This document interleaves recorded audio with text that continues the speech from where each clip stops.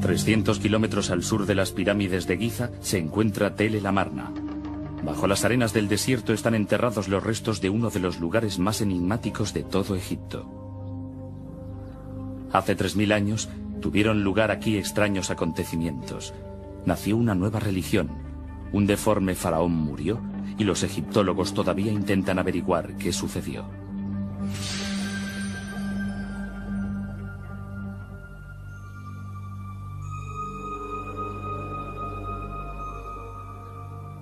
A finales del siglo pasado, Sir Flinders Petrie, el fundador de la egiptología moderna, descubrió una gran ciudad perdida en el desierto. La ciudad tenía todo lo que él esperaba. Había templos, palacios, amplias avenidas, pero faltaba alguna cosa.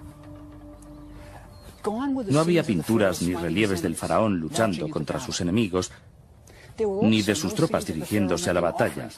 Tampoco había retratos del faraón haciendo ofrendas a los centenares de dioses egipcios. Y tampoco había dioses.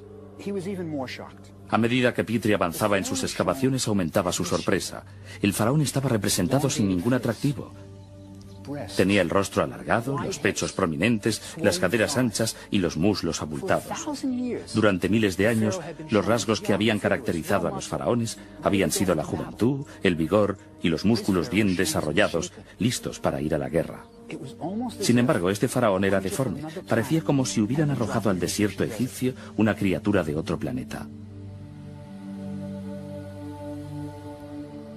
¿Qué sucedió aquí aproximadamente 1300 años antes de nuestra era? Para responder a eso, hay que conocer antes a la familia del faraón rebelde.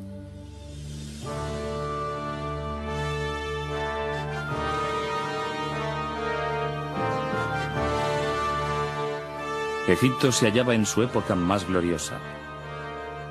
El país nunca había sido más rico, más poderoso ni más seguro. A lo largo del Nilo, los egipcios construían grandes templos para adorar a sus numerosos dioses.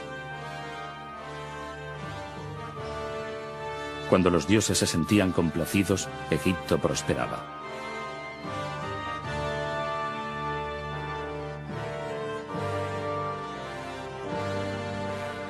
El faraón Amenhotep III, padre de Ajenatón, vivía en el gran centro religioso de Tebas, la ciudad del dios Amón, cuyos almacenes de techos abovedados contenían el trigo, el aceite, el lino y el vino necesarios para satisfacer las necesidades de los cientos de sacerdotes que servían a los dioses. La religión era la principal industria de la ciudad, y justo en el centro de todo se encontraba Amenhotep III. Sus dos colosales estatuas todavía se pueden ver en la llanura de Tebas. Originariamente, esas estatuas guardaban un vasto templo hoy desaparecido. Toda la gloria y la riqueza de Tebas se verían pronto sacudidas por una revolución como nunca antes se había visto.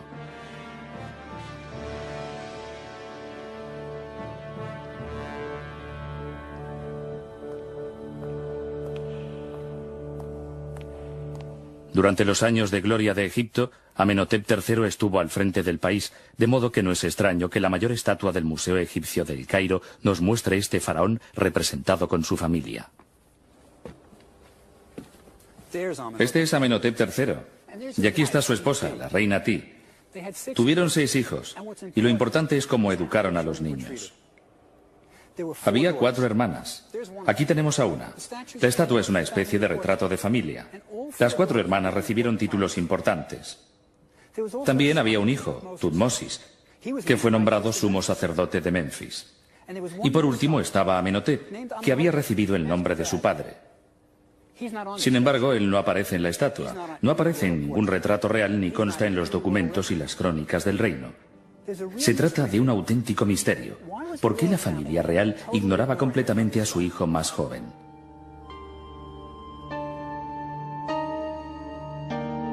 Parece ser que ya desde temprana edad, Ajenatón había mostrado extrañas tendencias.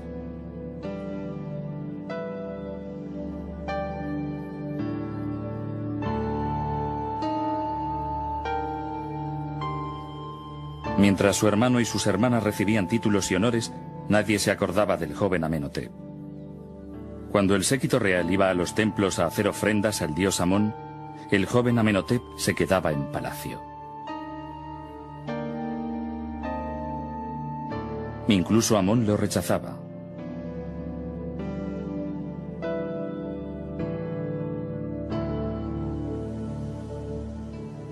De esta manera, el príncipe fue excluido de las ceremonias religiosas en las que su hermano y sus hermanas se congraciaban con los dioses. Todo giraba alrededor de los templos y de sus cientos de sacerdotes.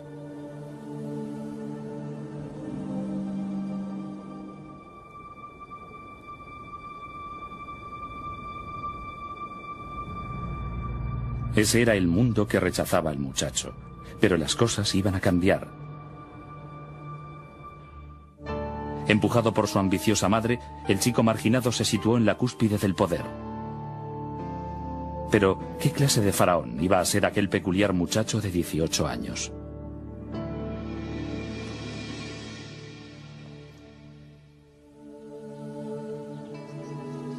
Ya en los primeros tiempos de reinado, Ajenatón puso de manifiesto sus peculiaridades cuando comenzó a erigir su propio templo en Karnak, el corazón religioso de Tebas. Karnak es un laberinto de templos que cubren más de 40 hectáreas. Construido a lo largo de 2000 años, cada faraón incorporaba al conjunto sus propios monumentos para ganarse el favor de los dioses. Cuando Ajenatón aportó su contribución, el pueblo de Egipto supo que algo fuera de lo normal estaba sucediendo. El recién nombrado faraón inició una construcción con un estilo artístico completamente nuevo y extraño. Ajenatón aparecía con los dedos de los pies alargados, las caderas anchas, los dedos de las manos extremadamente largos, los pechos desarrollados y el rostro alargado. Nunca se había visto nada igual en un templo egipcio. Pero las novedades no acababan aquí. Frente al templo se colocaron colosales estatuas del faraón que acentuaban aún más sus extraños rasgos. Y eso no era todo.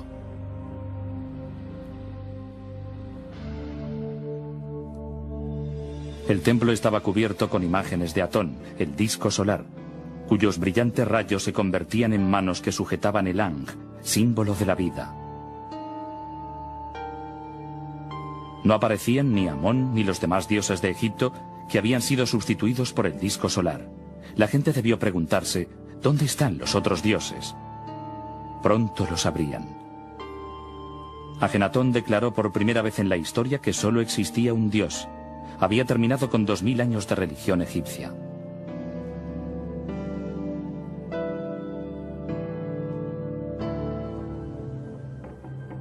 Había accedido al trono el niño rechazado. Pero como faraón, Ajenatón ya no podía seguir siendo excluido de las festividades religiosas, que además eran muy numerosas. Durante la fiesta de Opet, las estatuas de los 3 dioses principales de Tebas, Amón, Mut y Honsu, eran llevadas desde Karnak hasta el templo de Luxor. Era una celebración que duraba varios días y que incluía bailes, canciones y banquetes. Y surge la pregunta, ¿por qué Ajenatón lo cambió todo? Él era el rey de Egipto, ¿por qué hundir el barco? Cuando su hermano y hermanas asistían a ceremonias religiosas, él se quedaba en palacio. Y miren lo que se perdía. El mayor espectáculo del mundo. Yo soy el padre de los padres, la madre de las madres y el toro de las 7 vacas celestiales. Yo abro la boca para hablar en medio del silencio. Yo trazo el camino por el que andan los hombres.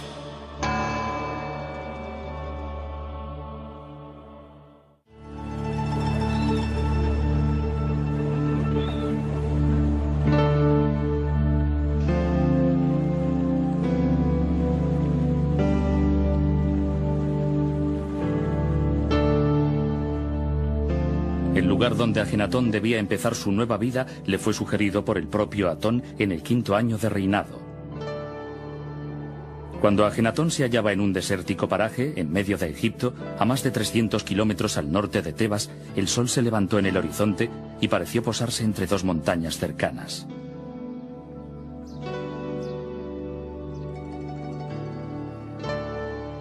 El jeroglífico de horizonte era precisamente el sol descansando entre 2 montañas, y el horizonte representaba el principio y el fin. Era la señal que Ajenatón necesitaba para construir su ciudad soñada. Atón se le había aparecido y le había indicado que construyera su ciudad en el inhóspito desierto. Llamó al lugar Ajetatón, el horizonte de Atón. En los alrededores de la nueva ciudad, Ajenatón hizo esculpir estelas que marcaban sus límites y narraban la mística visión. Su majestad apareció montado en su gran carro de electrón, como Atón cuando se levanta en el horizonte.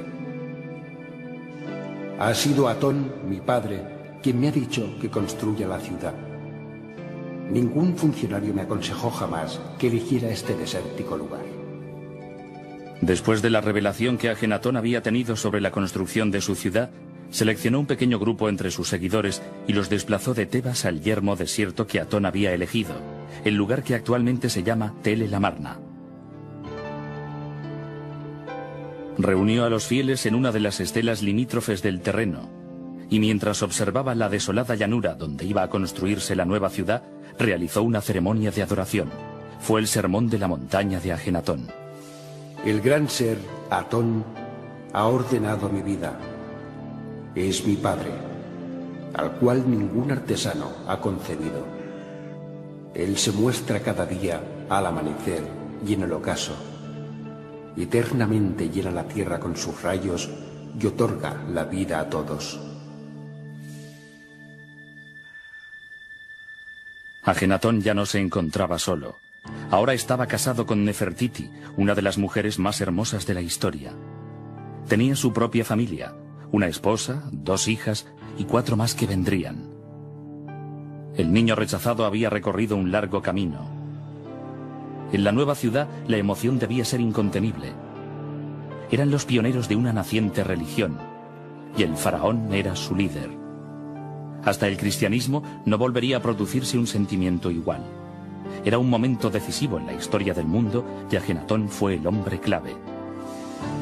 ¿Pero aceptaría el resto de Egipto la nueva religión del rey? Uno se pregunta qué pensaría que iba a sucederle en el más allá, si es que existía un más allá.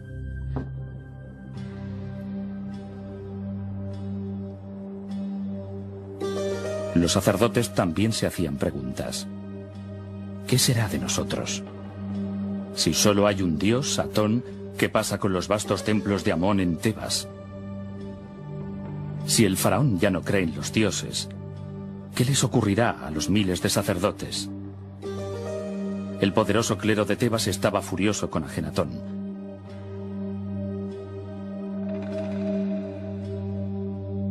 El faraón rebelde había declarado que sus dioses no existían. Se había ausentado de la capital religiosa de Egipto y había prometido no regresar jamás.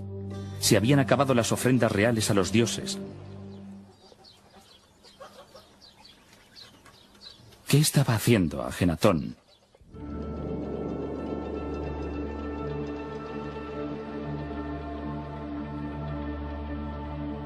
Encontramos uno de los mayores logros intelectuales del mundo antiguo, un poema escrito por el propio Ajenatón. Tu nacimiento al amanecer es espléndido, oh Atón, creador de la vida. Cuando apareces por el este, llenas todas las tierras con tu belleza.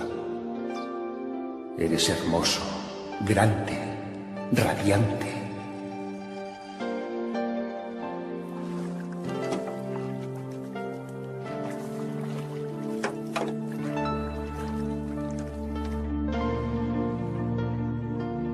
Cuando te pones por el oeste, la tierra está oscura, como muerta.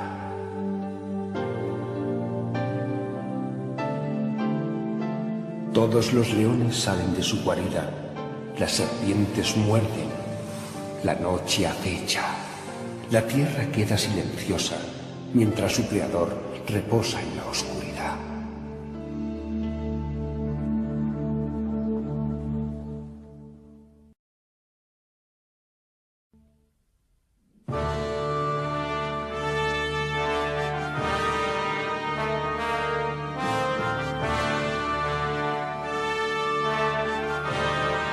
La religión no fue lo único que Ajenatón cambió.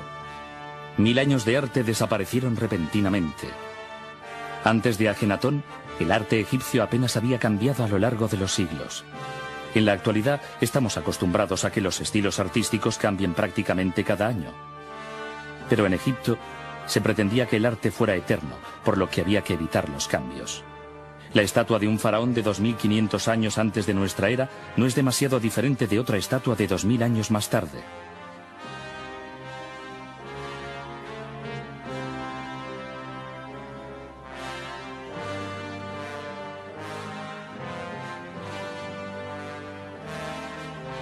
Sin embargo, Ajenatón decidió cambiarlo todo. No más cuerpos de músculos idealizados. Ajenatón aparece incluso con sus verrugas. Su máxima era vivir la realidad. Si el faraón era deforme, debía representarse así. Ni siquiera la bella Nefertiti pudo ignorar la nueva política del realismo artístico.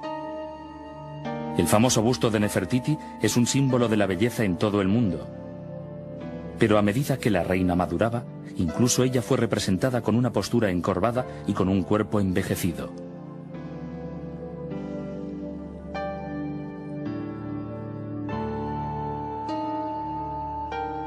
Se puso de moda mostrar a toda la familia real con cabezas alargadas.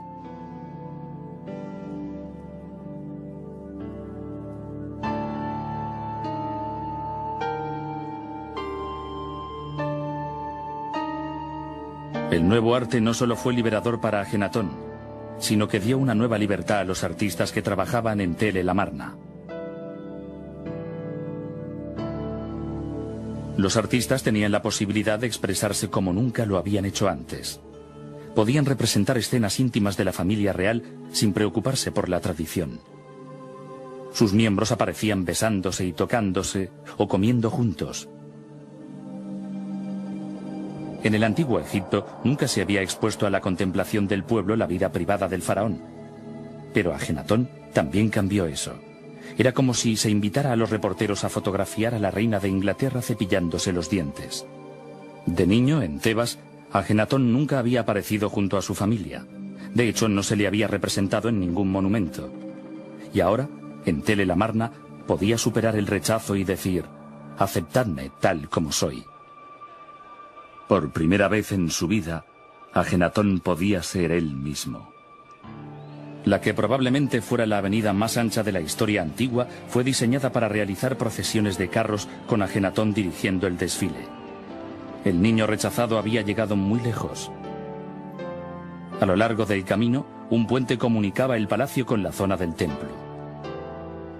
Allí, Ajenatón y Nefertiti se mostraban al pueblo desde el balcón conocido como la Ventana de las Apariciones y lanzaban ornamentos de oro y otros presentes a quienes querían honrar.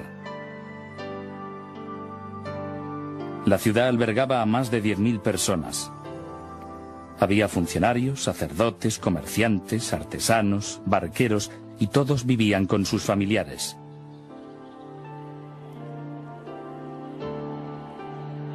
Debían de estar encantados con sus nuevas vidas, sus nuevas casas, sus nuevos principios. Pero después de 14 años de matrimonio, su hermosa mujer y compañera Nefertiti murió. Su otra esposa, Quilla, también había muerto. Nefertiti siempre había permanecido a su lado compartiendo sus sueños. A los 17 años de reinado, con solo 30 años de edad, Ajenatón murió y desapareció de la historia. ¿Sabremos alguna vez qué pasó en Tel el Amarna? ¿Era Ajenatón realmente como lo muestran las estatuas? De todas las momias reales encontradas, ninguna provocó tanta polémica como la hallada en la tumba 55 del Valle de los Reyes. A principios de siglo, Theodore Davis, un acaudalado norteamericano que excavaba en Egipto, descubrió una tumba en la que se había vuelto a enterrar un sarcófago del período amarniense. La tumba estaba inacabada y el entierro había sido precipitado. Contra un muro y en el suelo había paneles de madera dorada, y en ellos aparecía la dañada imagen de Ajenatón adorando al disco solar y el nombre de la reina Ti.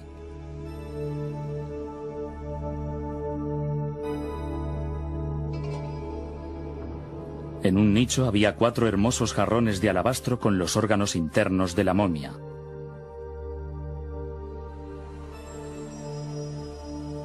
En el suelo yacía un sarcófago que, a pesar de estar muy deteriorado, todavía conservaba restos de su pasada belleza. Estaba hecho con miles de incrustaciones de joyas y piedras semipreciosas en forma de alas protectoras. Sin embargo, los cartuchos que contenían el nombre del ocupante estaban destrozados. Todos los que participaban en la excavación de la tumba creían que serían capaces de identificar a la momia que había en el sarcófago una vez que hubieran levantado la tapa y examinado el cuerpo y las inscripciones de las vendas o de las joyas. Cuando llegó el día de desenvolverla, todos los presentes eran conscientes de la importancia histórica de aquel hecho. Iban a ser los primeros que, después de más de 3000 años, verían la cara de un rey o una reina de Egipto. Cuando apartaron la tapa del sarcófago, apareció una momia envuelta en láminas de oro. Pero cuando se disponían a desenvolverla, ocurrió algo que parecía propio de una película de terror. En cuanto la tocaron, se convirtió en polvo, dejando a los excavadores con un montón de huesos desarticulados en el fondo del sarcófago. Pero debajo del esqueleto, la última lámina de oro parecía tener el nombre de Ajenatón escrito en ella. La pelvis era ancha, como la de una mujer, y Ajenatón siempre había aparecido en sus estatuas con una pelvis ancha, y la cabeza era alargada, como la de Ajenatón. Todo parecía encajar perfectamente. Algunos de los presentes estaban completamente convencidos de que habían encontrado la momia de Ajenatón. Pero hoy, la identidad de la momia de la tumba 55 sigue siendo un misterio. Quizá la respuesta a por qué Ajenatón y la familia real siempre se representaban deformes esté en manos de un grupo de científicos que trabajan en una enfermedad conocida como el síndrome de Marfan, un defecto genético que daña al tejido conectivo del cuerpo. Probablemente Abraham Lincoln padecía el síndrome de Marfan. Algunos de los síntomas son el rostro alargado, la barbilla prominente, los dedos de pies y manos largos y finos y una forma especial de los ojos. Eso podría explicar por qué todos presentaban síntomas similares.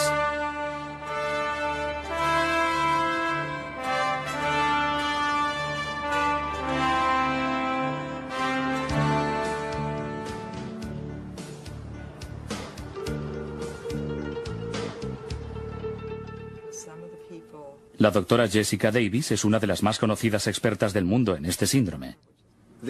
Este es nuestro paciente. Permítame preguntarle... Le reconozco. Ahora incluso yo sé quién es. ¿Hay algún rasgo que pudiera sugerirle el síndrome de Marfan si este hombre entrara en su consulta? Creo que los datos más indicativos son el rostro alargado. Esa cara tan larga, pero también se trata de un individuo guapo. Y estas son dos cosas que tendría muy en cuenta a la hora de observar a alguien que presenta esencialmente unos rasgos regulares, además de un rostro alargado y estrecho. Pero el diagnóstico del síndrome de Marfan no dependería en realidad del aspecto facial. Sí. Así que creo que es importante decir que hay gente normal que tiene el síndrome de Marfan. Gente cuyos rasgos faciales son normales, solo parecen algo góticos y más clásicos. El arte típico del periodo nos muestra las manos alargadas. Y permítame mostrarle una auténtica exageración. Se trata de una mano completamente anormal. Me refiero a los dedos. Esta elegantísima extremidad ciertamente indicaría un desorden subyacente del tejido conectivo, igual que estos larguísimos dedos. Y aquí podemos ver que tenía esta parte ligeramente dislocada, parece flexible. Permítame mostrarle un pie. Ante todo, vemos que se trata de unas extremidades muy delgadas. Si la mano y el brazo eran indicativos, el tobillo también lo es. Y aquí tenemos un larguísimo y elegante pie con largos dedos. Pero aún quedan algunos misterios.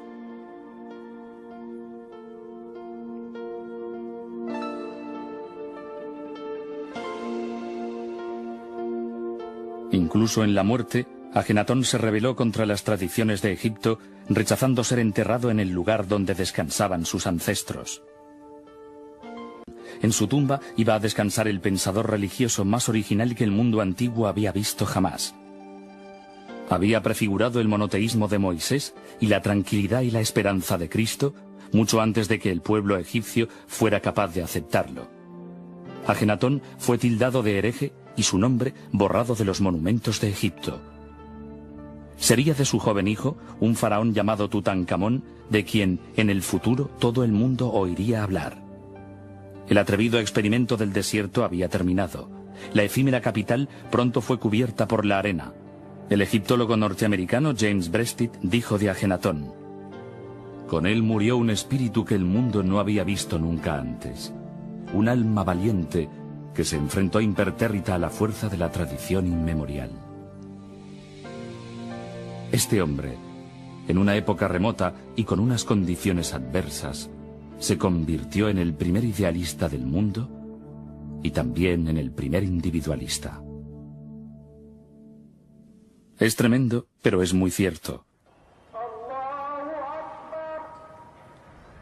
Hace 3000 años, el rebelde faraón Ajenatón escandalizó a los habitantes del Valle del Nilo, predicando que solo había un dios.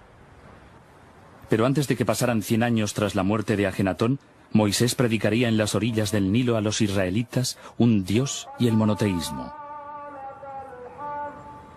Hoy, millones de egipcios oyen a los almuédanos en las mezquitas afirmar que solo hay un dios, y se llama Alá. La idea de un solo dios, que un tiempo fue la radical creencia de un hereje aislado, es ahora compartida por musulmanes, cristianos y judíos en todo el mundo. La visión de Ajenatón continúa.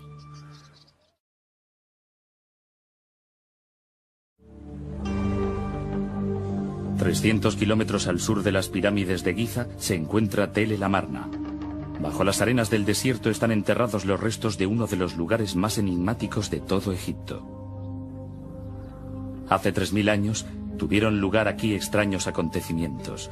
Nació una nueva religión. Un deforme faraón murió y los egiptólogos todavía intentan averiguar qué sucedió.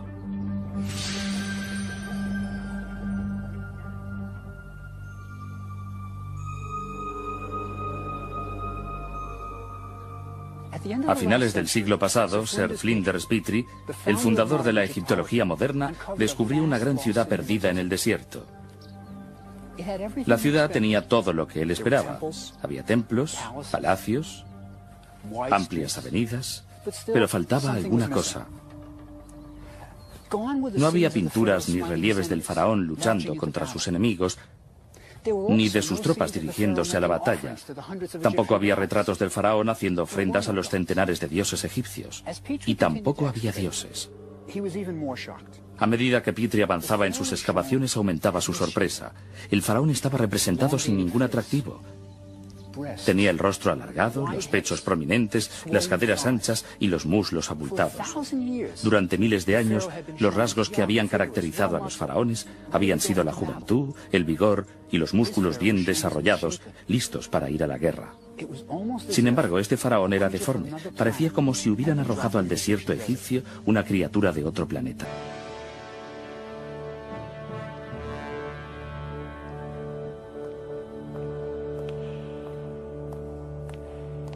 Durante los años de gloria de Egipto, Amenhotep III estuvo al frente del país, de modo que no es extraño que la mayor estatua del Museo Egipcio del Cairo nos muestre este faraón representado con su familia. Este es Amenhotep III, y aquí está su esposa, la reina Ti. Tuvieron 6 hijos, y lo importante es cómo educaron a los niños. Había 4 hermanas. Aquí tenemos a una. La estatua es una especie de retrato de familia. Las 4 hermanas recibieron títulos importantes. También había un hijo, Tutmosis, que fue nombrado sumo sacerdote de Menfis. Y por último estaba Amenhotep, que había recibido el nombre de su... ¿Qué sucedió aquí aproximadamente 1300 años antes de nuestra era? Para responder a eso, hay que conocer antes a la familia del faraón rebelde.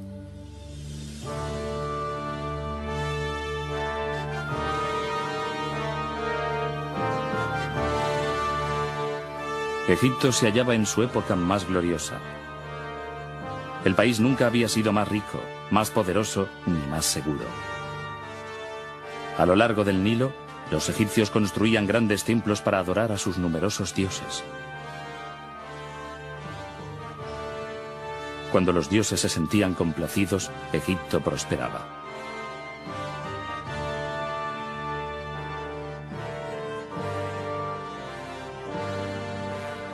El faraón Amenhotep III, padre de Ajenatón, vivía en el gran centro religioso de Tebas, la ciudad del dios Amón, cuyos almacenes de techos abovedados contenían el trigo, el aceite, el lino y el vino necesarios para satisfacer las necesidades de los cientos de sacerdotes que servían a los dioses.